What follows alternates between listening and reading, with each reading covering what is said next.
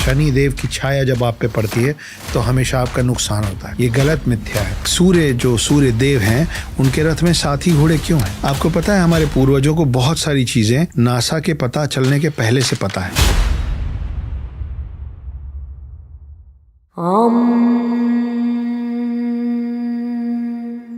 आप लोगों ने कभी ध्यान दिया है कि शनि देव की जहां भी आप कभी भी प्रतिमा देखेंगे तो वो काले पत्थरों से बनी होती है या काले रंग की होती है। इनफैक्ट शनि देव का पूरा मंदिर भी ज्यादातर जगहों पे काले पत्थरों से या काले रंग से ही रंगा होता है। कारण क्या है? इसके पीछे भी एक कारण है। एक वक्त था जब सूर्य देव की पत्नी उनसे दूरी बना रही थी, उनसे दूर जाना चाह रही थी और वो अपने माता पिता के पास लौट गई। जब वो अपने माता पिता के पास लौटी, उसके पहले उन्होंने अपना एक क्लोन तैयार किया, एक प्रतिबिंब, जिसका नाम उन्होंने रखा छाया, और उसको समझाया कि सूर्यदेव को ये पता नहीं चलना चाहिए कि मैं उनके आसपास नहीं हूँ। सूर्यदेव को ये बात नहीं पता थी।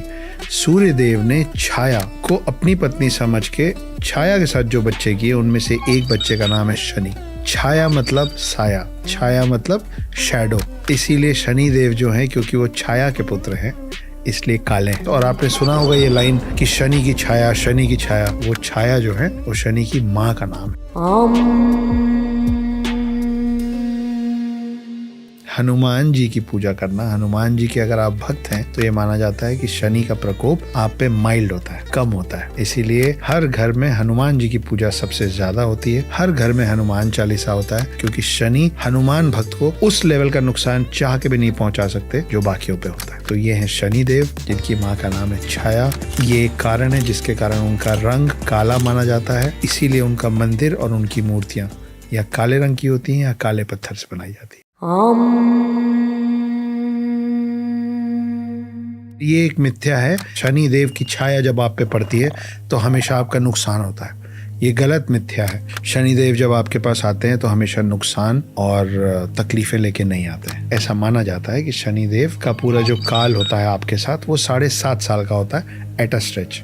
7.5 मतलब 2.5 + 2.5 + 2.5। ये क्या होता है? 7.5 साल का शनिदेव का जो समय है आपके साथ वो 3 हिस्सों में बटा हुआ है, जिसको कहते हैं ढैया। क्या होता है ढैया? ये आपके शरीर में 3 पार्ट्स में डिवाइड हो जाता है। पहला 2.5 साल आपके ऊपरी शरीर में होता है, जिस समय आप मानसिक तौर से जूझते हैं। डिप्रेशन होना, काम में नुकसान होना और अपसेटनेस होना, परेशान होना, तकलीफें झेलना, गुस्सा आना। तो शनि देव के अंदर आपकी जो जो चीजें उस समय आती हैं वो है आपका ब्रेन, आपका दिमाग, आपकी जीवा। इसलिए गुस्से में गलत बातें निकल के रिश्ते खराब होते हैं। आंखों से आपको जो आपका फ्यूचर दिखता होता है वो काला दिखता होता है।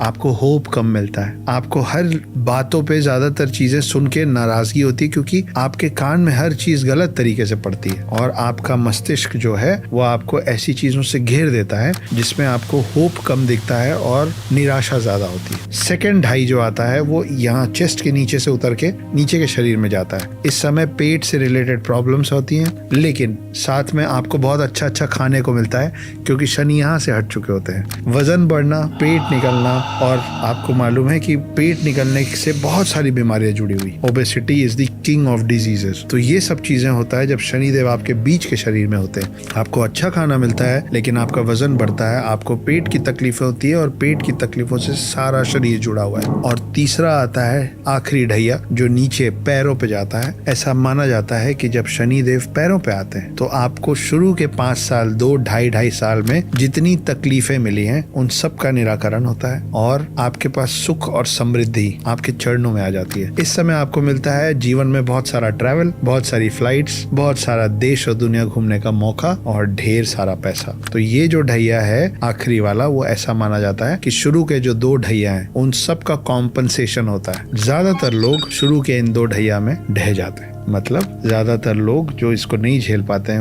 उनकी डेथ शनिदेव के इस प्रकोप के बीच में हो जाती है। और ये भी माना जाता है कि अगर आप 7.5 के बीच में आप चले गए तो आपके पुनर्जन्म की शुरुआत पहले उस 7.5 के बचे साल खत्म करने से होगी। मतलब अगर आपके जीवन में उस जीवन में 2 7.5 या 1 7.5 लिखा है तो उसमें ऐड हो जाएगा वो 7.5 का हिस्सा जो आप पिछले जन्म में कवर नहीं कर पाए। शनिदेव की नजर आप पे हमेशा होती है, कभी खुशी से कभी गुस्से से। जब 7.5 का बुरा वक्त चलता है तब के लिए बोला गया है कि शनि की छाया आप पे अच्छी नहीं है, पर उसके अलग अलग काट, उसके निराकरण भी हमारे वेदों और पुराणों में लिखे हैं, जिसमें सबसे ज्यादा माना जाता है शनिदेव को तेल चढ़ाना।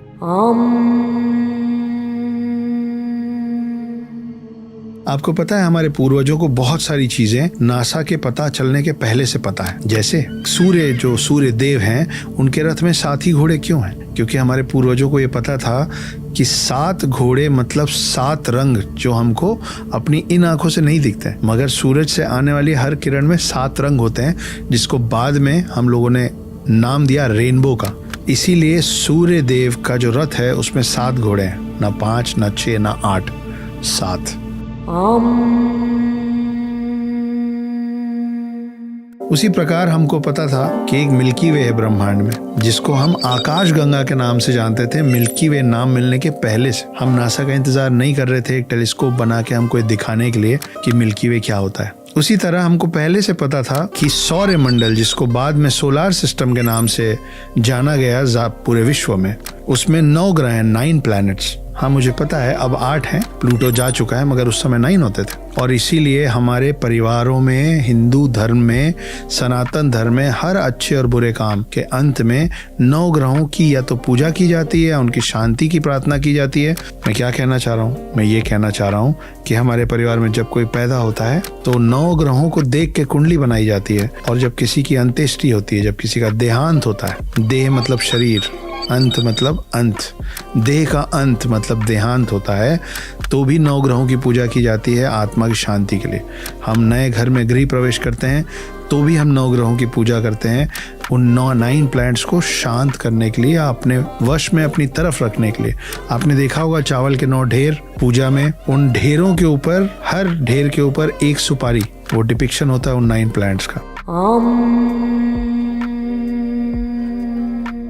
एक समय था जब गलीलियो और उनके जैसे कई लोग विश्व को और खास करके वेस्टर्न कंट्रीज को ये समझाने की कोशिश कर रहे थे कि पृथ्वी गोल है और सूरज बीच में, और पृथ्वी सूरज के इर्द गिर्द घूमती है। कुछ लोगों को मार दिया गया, कुछ लोगों को हाउस अरेस्ट कर दिया गया, और सभी को एक नाम दिया गया, वो था एंटी क्राइस्ट। जब वहाँ वो सब चल रहा था तो भी यहाँ इस देश में हम ज्योग्राफी को भूगोल ही कहते थे।